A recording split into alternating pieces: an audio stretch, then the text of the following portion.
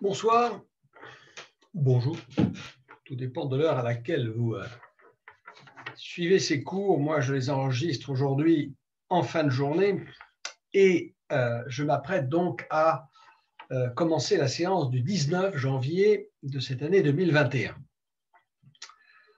Alors, comme je l'avais dit la semaine dernière, en achevant de présenter la phénoménologie de Husserl et de commenter cette formule fort énigmatique, a priori, la Terre ne se meut pas. Comme je l'avais dit, donc, je vais maintenant revenir vers le monde des astres et vers le ciel. Et j'intitule le point dans lequel nous entrons maintenant, qui est le point 3.4.6.5, 3, 4, 6, 5, je l'intitule d'une formule qui sert de titre à ce livre de Jean Giono dont j'ai déjà parlé, Le poids du ciel, et dont je rappelle qu'il est disponible non seulement dans les œuvres complètes de Jean Giono dans la bibliothèque de la Pléiade, mais également en format poche dans la collection Folio Essai chez Gallimard, pour évidemment un prix beaucoup plus modique que celui de la luxueuse bibliothèque de la Pléiade. Alors, la question en fait qui se pose au terme de toutes les analyses que nous avons menées est quand même celle-ci, mais est-ce qu'il y a encore, dans le cadre de l'astronomie scientifique, est-ce qu'il y a encore quelque chose qui puisse être appelé un ciel? Alors, en un sens, qui est précisément le sens du monde phénoménologique de notre Umwelt, il y a assurément un ciel. Il y a indiscutablement un ciel, et même un ciel qui est fort proche de nous, car avant d'être celui des astres, le ciel, c'est le lieu de ce qu'on appelle les météores dans le langage scientifique. Alors, qu'est-ce que c'est que les météores? Il ne faut pas confondre les météores avec ces objets qui tombent sur la Terre et qu'on trouve quelquefois, il faut un peu de chance, mais il faut avoir l'œil, et qu'on appelle des météorites, qui sont des fragments de matière venus de l'extérieur, qui traversent l'atmosphère et qui, en se consumant, donnent ces objets qu'on appelle les étoiles filantes. Donc, cette combustion d'objets extraterrestres, et qu'on appelle donc les météoroïdes, et qui donnent, quand on les trouve sur la Terre, les météorites, ça se déroule, ça se passe où tout ça? Ça se passe dans l'atmosphère. Eh bien, le nom de météore, c'est le terme qu'on utilise pour désigner les phénomènes qui ont lieu dans l'atmosphère. Alors ça comprend toutes les précipitations, le tonnerre, les éclairs, la foudre, et c'est ce qui donne le mot, évidemment, météorologie. Et cela comprend aussi l'arc-en-ciel, les halos, différents phénomènes optiques et même les tempêtes de sable. Ce que je ne serai pas en mesure de vous expliquer, c'est la raison pour laquelle les nuages ne sont pas en général comptés parmi les météores. Alors, eh bien, le ciel, c'est d'abord pour nous ce ciel-là, le ciel des phénomènes atmosphériques, dont dépend évidemment notre vie quotidienne dans une multitude de ses aspects. Par ailleurs, le ciel, c'est aussi celui de l'alternance familière, par exemple, des saisons, avec les déplacements au cours de l'année, des positions, par exemple, du soleil à son lever et à son coucher, ainsi qu'à son point culminant, à son apogée, à midi. Et nous savons que cette alternance est liée à des phénomènes terrestres. L'alternance des phénomènes célestes, le rythme, quelquefois la circularité, la cyclicité des phénomènes célestes est liée au rythme terrestre, en particulier, nous le savons et nous le savons depuis extrêmement longtemps, pour ce phénomène des marées.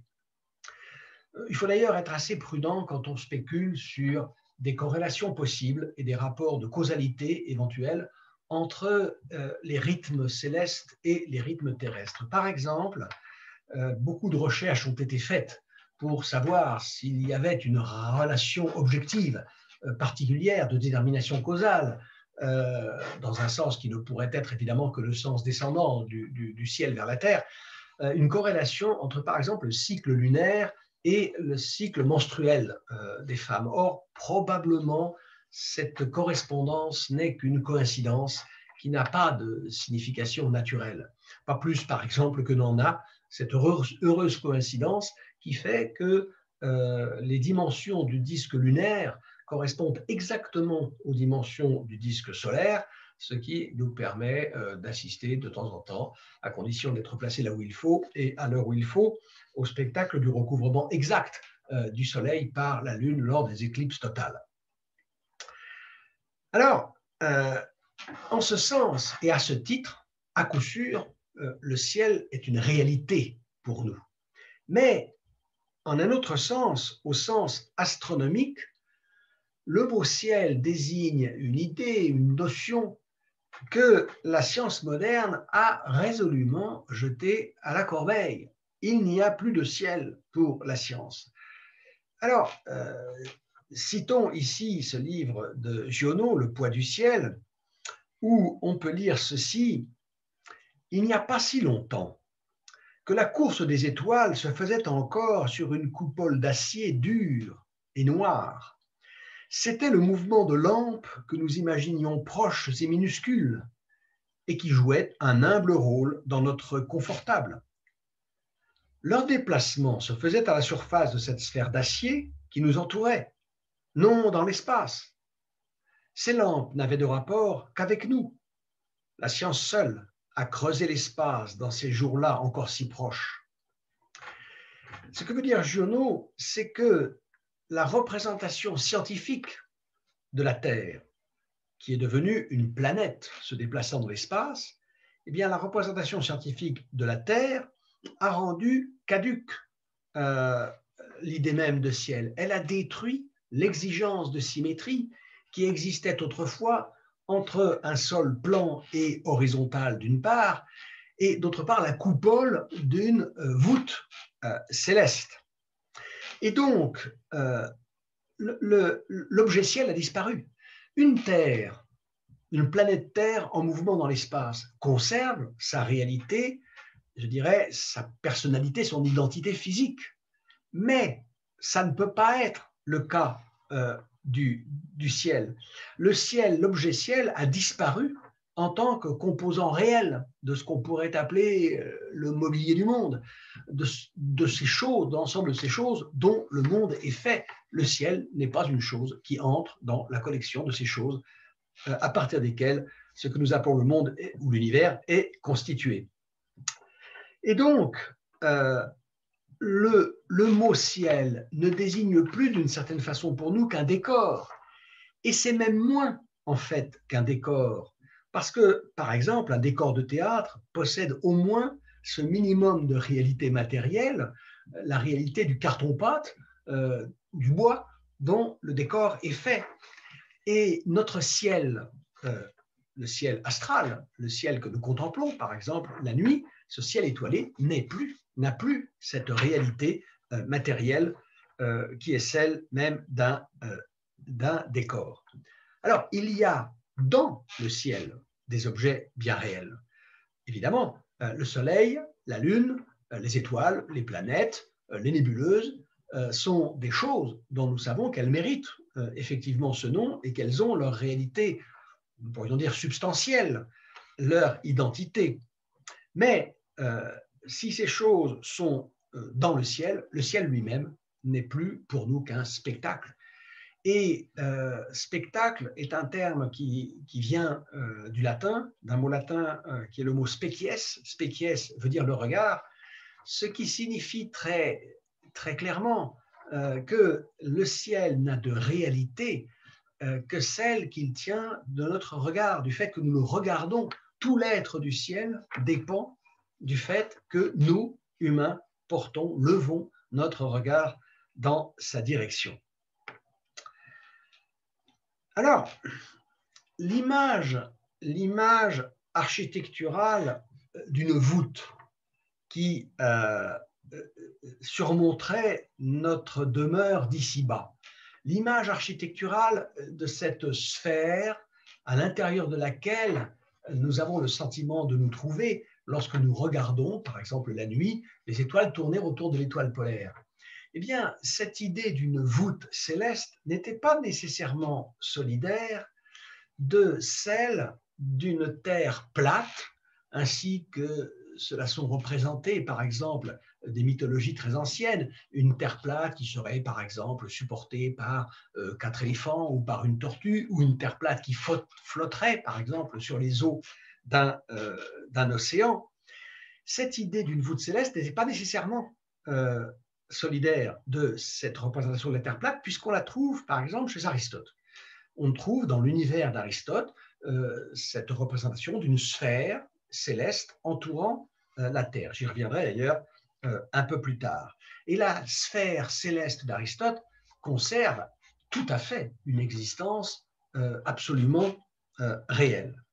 Mais il ne peut plus y avoir de ciel réel dans une Terre entourant une Terre elle-même en mouvement. Un ciel, une voûte céleste réelle, matérielle, si l'on veut, physique, qui circonscrit la Terre, c'est possible tant que la Terre est immobile. Mais une Terre en mouvement ne peut pas porter son ciel, sa voûte céleste avec elle. Et c'est la raison pour laquelle, dans la pièce de Bertolt Brecht, La vie de Galilée, qui est un superbe chef-d'œuvre de la littérature théâtrale et dont je vous invite à ne pas manquer, si vous en avez l'occasion, une représentation, bien que par les temps qui courent, le théâtre, évidemment, ne soit plus très à l'ordre du jour, mais au moins lisez cette magnifique pièce de Bertolt Brecht, La vie de Galilée. Et dans cette pièce, nous voyons Galilée déclarer ceci, je cite le texte, « Nous sommes le 10 janvier 1610, l'humanité note sur son journal « ciel supprimé ». Nous sommes le 10 janvier 1610, l'humanité note sur son journal « ciel supprimé ». Alors là, Brecht a extraordinairement bien compris la signification des découvertes qui ont été faites par Galilée durant l'hiver 1609-1610, grâce à la fameuse lunette, et j'aurai l'occasion de reparler longuement de ces découvertes.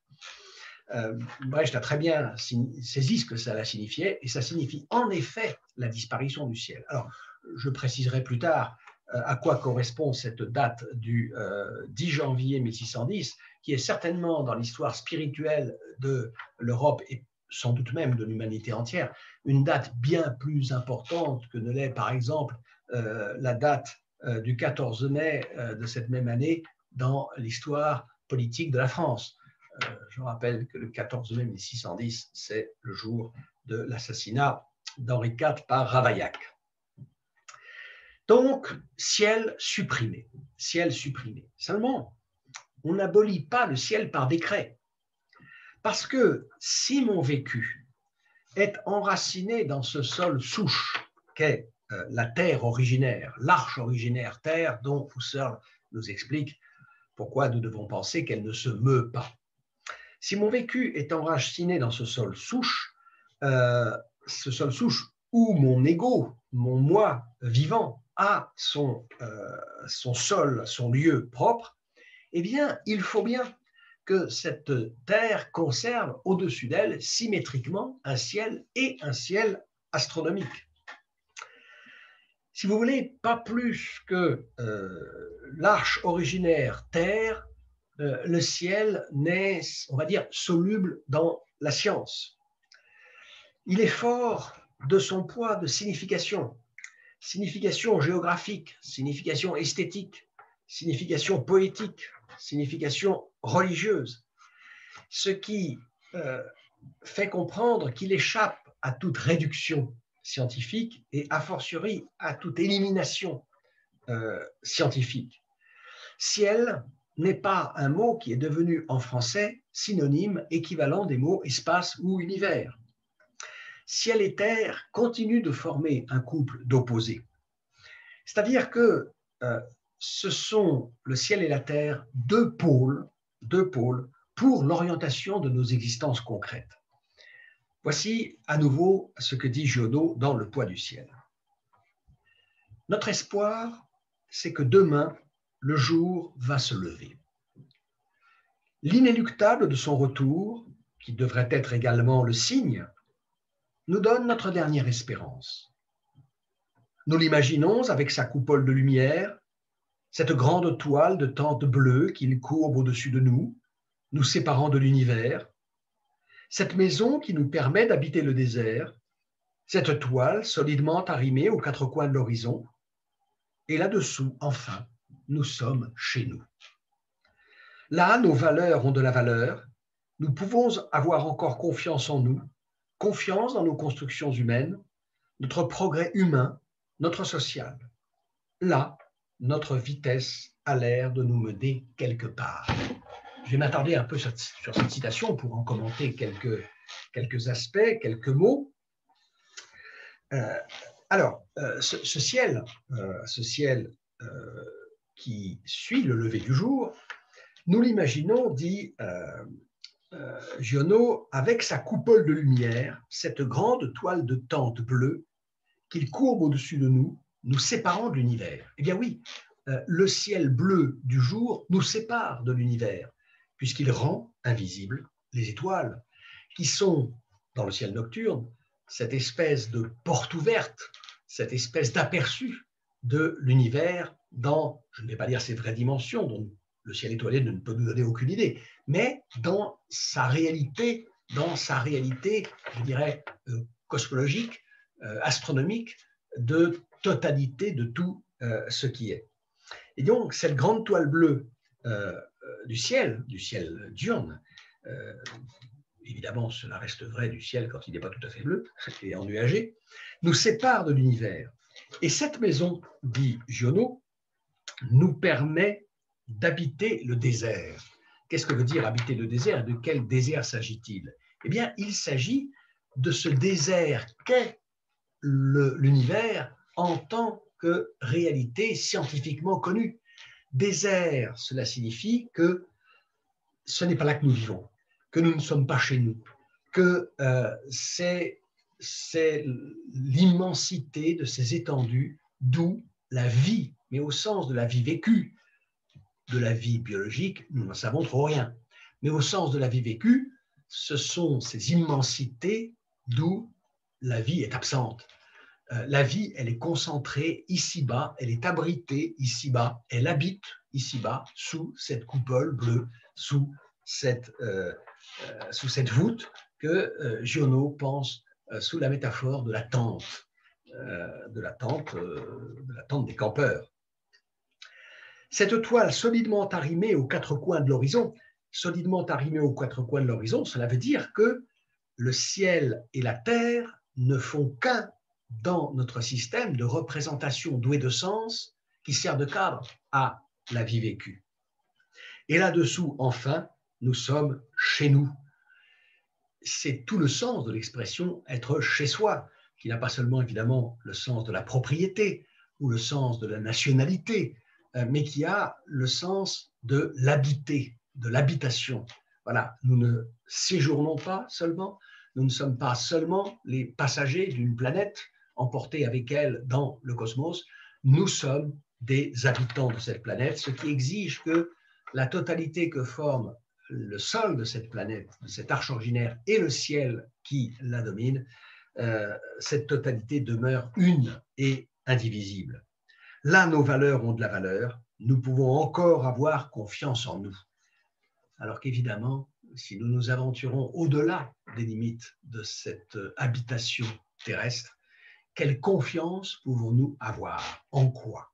En nous, mais que sommes-nous et de quoi sommes-nous capables dans cet univers situé au-delà de la Terre?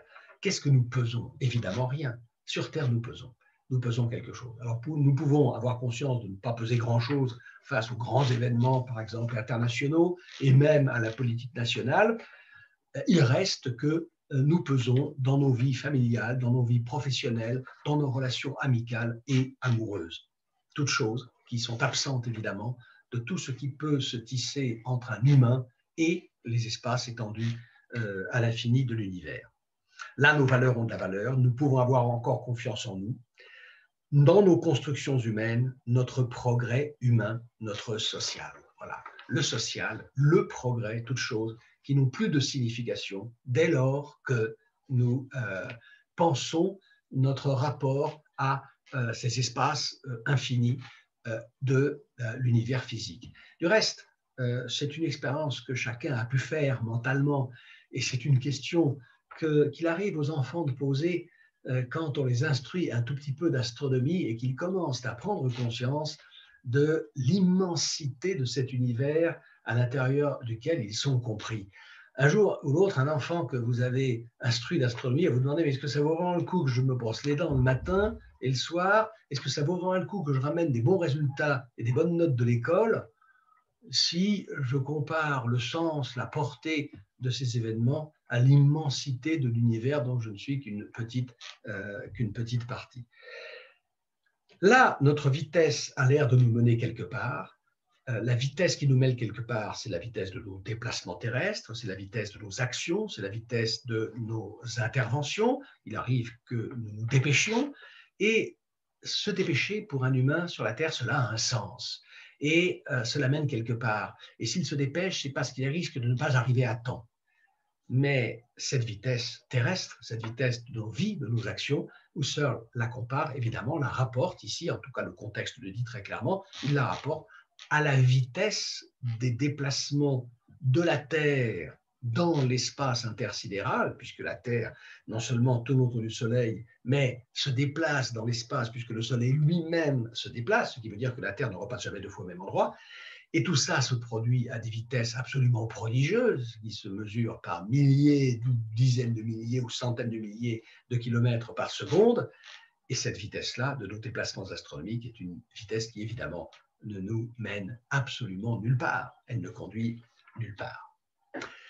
Et donc oui, le ciel demeure, jusque et y compris, dans une représentation du monde que la science a bouleversé depuis le XVIIe siècle. Le ciel demeure comme le référent auquel nous ne pouvons pas ne pas rapporter nos vies vécues au même titre que nous les rapportons à ce référent qu'est notre sol. Et si ce qui est au-dessous, le sol terrestre, appelle l'image de l'enracinement, eh bien, Giono, pour parler de ce qui est au-dessus, retient l'image du poids. Le ciel nous surplombe et cela lui confère, aux yeux de Jean Giono, un poids, et c'est ce que Giono appelle le poids du ciel, dont il fait le titre de ce livre absolument splendide. Alors, nous ne pouvons pas ne pas nous dire que cette expression de pesanteur céleste sonne comme un oxymore, c'est-à-dire comme une expression dont les termes qui la constituent présentent une contradiction évidente. Le ciel, c'est la légèreté, le ciel est aérien, le ciel, c'est la transparence, le ciel est diaphane. Comment pourrait-il peser? Mais c'est que ce poids est exactement comme le poids de la Terre où nous sommes enracinés, un poids de sens, un poids de signification. Le ciel est donateur de sens, comme la Terre est donatrice de sens pour les terriens que nous sommes. Alors, qu'est-ce que veut dire que le ciel est donateur de sens? Ça ne veut pas dire que nous devons aller chercher au ciel de quoi produire des prédictions, nous livrer à une espèce de divination à partir des signes, par exemple, astro, comme le fait l'astrologie. Ça ne veut pas du tout dire ça. Ça veut dire que le ciel est dans toutes les dimensions de tous ses aspects, ce à quoi nos vies quotidiennes se rapportent ou sont susceptibles de se rapporter, ou devraient être susceptibles de se rapporter, parce qu'il est clair que nos vies quotidiennes, à nous humains du XXIe siècle, qui sommes le plus souvent, très souvent en tout cas, des citadins, ces vies humaines, elles ne peuvent plus guère se rapporter, par exemple, au ciel étoilé. J'avais parlé de ce problème au début. Mais il reste que ce ciel est justement ce qui fait comme un système de balises pour nos vies vécues. Alors ces balises ont pendant longtemps, assez longtemps, pendant de nombreux siècles, ces balises ont eu un sens d'abord géographique. Elles étaient, les étoiles en particulier, le Soleil également, des éléments pour l'orientation, notamment dans la navigation maritime en haute mer. Et il est bien vrai que l'occasion ne se présente plus guère pour l'homme contemporain de s'orienter sur les étoiles ou sur le Soleil. Encore que je peux vous garantir que cette possibilité de s'orienter sur le Soleil, même sans trop y penser, même sans en avoir une très claire conscience, est un élément qui me paraît assez important dans la possibilité de se retrouver, y compris dans les rues d'une ville. Si vous savez un tout petit peu comment est fait, je ne sais pas moi, à Toulouse par exemple ou Paris, le fait de voir le soleil vous permet de savoir dans quelle direction vous allez par rapport, par exemple, je ne sais pas moi, à la place du Capitole et à la place Saint-Cernin ou à celle de la Bastille et à celle de la Concorde. Mais passons sur ce point, et il n'est peut-être pas totalement inutile de conserver aujourd'hui pour nous, même dans les conditions, je dirais, les moins naturelles, certaines capacités d'orientation de ce type. Ce qui est certain, c'est que le ciel astral n'est plus le lieu où nous cherchons de façon privilégiée ce que nous pourrions appeler nos repères, en tout cas nos repères matériels. Mais il a quand même conservé ce ciel, notamment le ciel nocturne, le ciel étoilé, il a conservé le caractère essentiel à tout repère, qui est un caractère non pas matériel, mais formel, à savoir le caractère de l'immobilité. L'immobilité, la stabilité, la fixité sont les caractères, je dirais, qui définissent ce que l'on appelle un repère. Si les balises le long des sentiers de randonnée, si les cairns, si les panneaux de signalisation se déplaçaient, eh bien, il ne serait plus ni des balises, ni des cairns, ni des panneaux de signification. Si ce qui était écrit sur ces panneaux changeait, eh bien, il n'y aurait pas de panneaux de signalisation. Et donc, l'essence même de l'idée de repère ou de balise se trouve dans cette notion de fixité, d'immuabilité, de permanence. Or, ce sont les caractéristiques phénoménales, on pourrait dire phénoménologiques, ce sont les caractéristiques du ciel étoilé, qui a la permanence de l'immuable, la constance de la plus parfaite fidélité. Parce que si les configurations respectives des étoiles dans le ciel ne présentent aucune espèce de régularité géométrique, ça c'est certain. Le ciel étoilé, c'est un total désordre, c'est un joli, un très beau même, mais enfin c'est un foutoir. En revanche, ce qui est certain, c'est que ces étoiles sont les unes relativement aux autres dans une relation de fixité et d'immobilité absolue. Et c'est la raison pour laquelle, très tôt, dans le vocabulaire de l'astronomie, cette voûte étoilée s'est appelée la sphère des fixes. La sphère des fixes, c'est la sphère des étoiles fixes. Alors, tout n'y est pas absolument fixe, parce que, par exemple, par rapport aux étoiles, la position des planètes, comme Vénus, Mars, Jupiter, Saturne, cette position varie de façon perceptible dans le temps, d'une nuit à l'autre, par exemple, même si elle ne varie pas de façon aussi sensible que celle de la Lune. Mais enfin, les étoiles, elles, sont fixes. Et le ciel étoilé est exactement le même aujourd'hui que celui sur lequel Ulysse s'orientait pour rentrer de Troie vers Ithaque. Comme le dit Camille Flammarion dans ce livre, dont je vous recommande d'ailleurs tout à fait la lecture, il a bien sûr un peu vieilli, mais il a conservé beaucoup de mérites et du reste on y a adjoint pour les dernières éditions des suppléments qui constituent autant de mises à jour par rapport au savoir astronomique actuel. Eh bien, dans l'astronomie populaire, dans son astronomie populaire, Camille Flammarion écrit ceci: le ciel d'Homère est toujours là. Le ciel d'Homère est toujours là. Et alors, bien sûr, nous savons aujourd'hui que les étoiles dites fixes se déplacent les unes par rapport aux autres, mais ce déplacement est à ce point imperceptible, il est si minime que, je le répète, nous pouvons considérer que nous contemplons la nuit, le ciel identique à celui que contemplaient les Grecs contemporains d'Ulysse. Mais de toute façon, l'ensemble constitue un modèle de régularité et d'immobilité, parce que même ce qui bouge, bouge dans l'immobilité, au sens où cela bouge dans des rapports de retour cyclique. Or, tourner en rond, c'est ne pas bouger, c'est faire du surplace. Et cela peut être dit des levées et des couchers du Soleil et de la Lune, de la rotation nocturne des étoiles autour de ce point fixe qu'est l'étoile polaire. Lorsque je regarde le ciel, je peux être certain que je verrai toujours revenir les planètes dans une bande de ciel située autour de certaines constellations et que de cette bande, aucune planète ne s'évade jamais. Je peux être sûr, par exemple, que je ne verrai jamais la pleine lune dans les lueurs du soleil couchant. Je peux être sûr que la grande ourse ne descendra pas dans le ciel des Hautes-Pyrénées en dessous de l'horizon.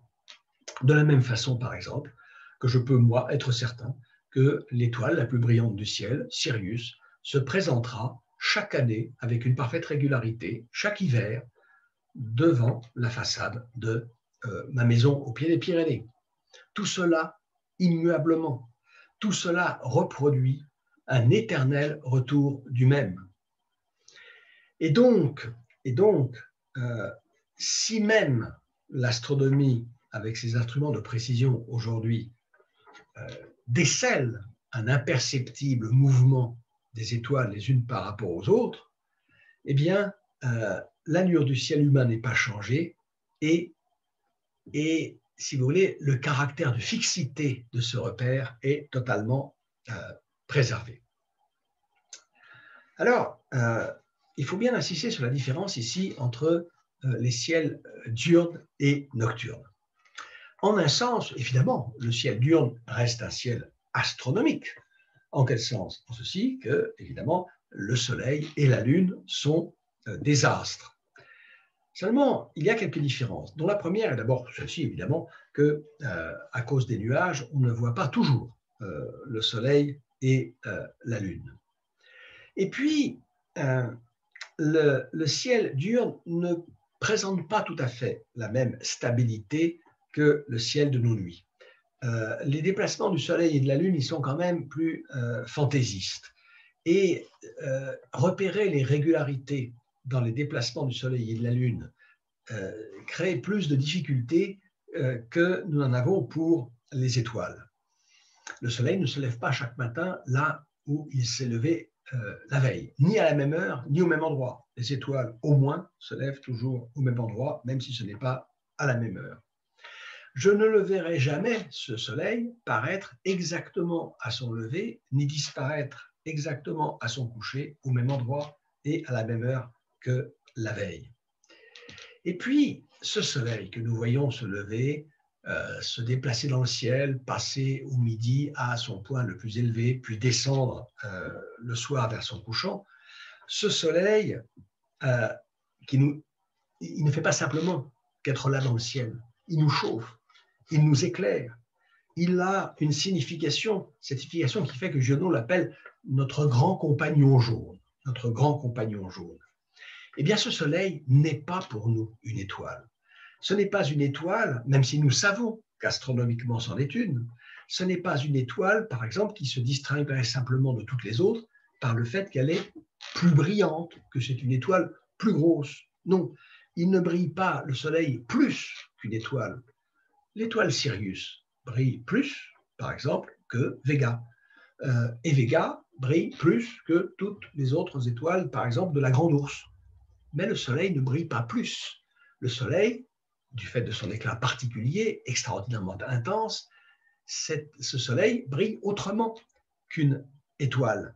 Il brille tout à fait autrement et il produit une toute autre lumière, puisque, je répète, pour lui, briller équivaut à éclairer et à chauffer. On ne se réchauffe pas aux étoiles, on ne se réchauffe pas aux étoiles, dont l'éclat d'ailleurs, additionné des milliers de fois, ne ferait pas le plus petit commencement de chaleur, et dont l'éclat fait d'ailleurs extraordinairement peu de lumière. Je vais vous donner quelques indications physiques. Vous savez, cette obscure clarté qui tombe des étoiles, comme disait Corneille, cette obscure clarté qui tombe des étoiles, eh bien, vaut, dans l'unité internationale servant à mesurer l'éclairement produit par une source lumineuse, eh bien, le ciel étoilé, avec toutes les étoiles qu'il comprend, eh bien, ce ciel étoilé vaut 0,002 lux. Voilà, le lux, LUX, le lux est l'unité d'éclairement dans le système international des unités. Eh bien, le ciel étoilé, ça vaut 0,002 lux, c'est-à-dire un millième de lux. La pleine lune dispense environ 0,2 lux, soit 100 fois plus. Pour le soleil, 120 000 lux à peu près en moyenne, soit 600 000 fois plus que la lune. Voilà, 120 000 lux pour le soleil, 0,2 pour la lune et 0,002 pour l'ensemble des étoiles par une nuit claire. Et donc, nous avons autre chose que des différences simplement quantitatives, des différences de degrés entre ces astres que sont le Soleil, la Lune et les étoiles. Je me suis arrêté plus précisément sur le Soleil. Voyons la Lune. La Lune dispense une lumière dans une nuit de ciel clair. Cette lumière que nous appelons le clair de lune. Et le clair de lune, ça n'est pas une lumière moins intense que la lumière solaire. Bien sûr, physiquement, elle est moins intense, je viens de le dire, je viens de vous donner les chiffres. Mais elle ne se caractérise pas seulement pour nous, ni même d'ailleurs, elle ne se caractérise pas du tout pour nous par une différence d'intensité d'écartement. La lumière de la pleine lune est une autre lumière que la lumière du soleil. Une lumière qualitativement différente, ce qui veut dire que si par exemple vous faites une journée de randonnée en montagne, que le soir vous couchez au refuge et que, ce que je vous invite à faire, au milieu de la nuit, vous vous levez en altitude, même si votre refuge n'est pas situé à une altitude très élevée, le ciel étoilé est beaucoup plus beau que dans la plaine, d'abord parce que l'atmosphère est moins polluée et ensuite aussi parce qu'elle est moins épaisse. Eh bien, si vous sortez par une nuit de pleine lune du refuge au milieu de la nuit, vous n'aurez pas la beauté du ciel étoilé dans toute sa splendeur, puisque la lune éteint beaucoup la lumière des étoiles. Mais vous aurez sur le paysage quelque chose qui est radicalement différent de ce que vous permet de regarder l'éclairage diurne, celui du soleil. Vous n'aurez pas le même paysage moins éclairé, moins lumineux. Non, vous aurez un autre paysage. Les rochers, les parois, les lacs, les glaciers ne seront pas simplement les mêmes que le jour, mais en moins clair. Non, ils seront tout à fait autres. C'est pour ça d'ailleurs que le clair de lune présente aussi un intérêt esthétique. Cet intérêt esthétique tient à ce que s'il nous prive du sublime du ciel étoilé, en revanche, il nous restitue une autre dimension esthétique qui est probablement quelque chose qu'on pourrait appeler, par exemple, la dimension de l'étrange. Le clair de lune dispense une lumière et crée des paysages étranges. Et le clair de lune ne serait pas devenu le thème romantique qu'il est effectivement devenu dans l'histoire de la culture occidentale s'il ne s'était distingué de la clarté solaire que par une différence de degré, par une différence d'intensité. Alors, je vais m'arrêter ici pour cette séance et je reprendrai pour la suivante sur une thématique un tout petit peu différente, mais qui est dans la continuité de ce qui vient d'être dit. Voilà, je vous donne rendez-vous donc pour la suite de cette séance dans quelques instants pour vous, si vous souhaitez poursuivre exactement dans la foulée. À très bientôt.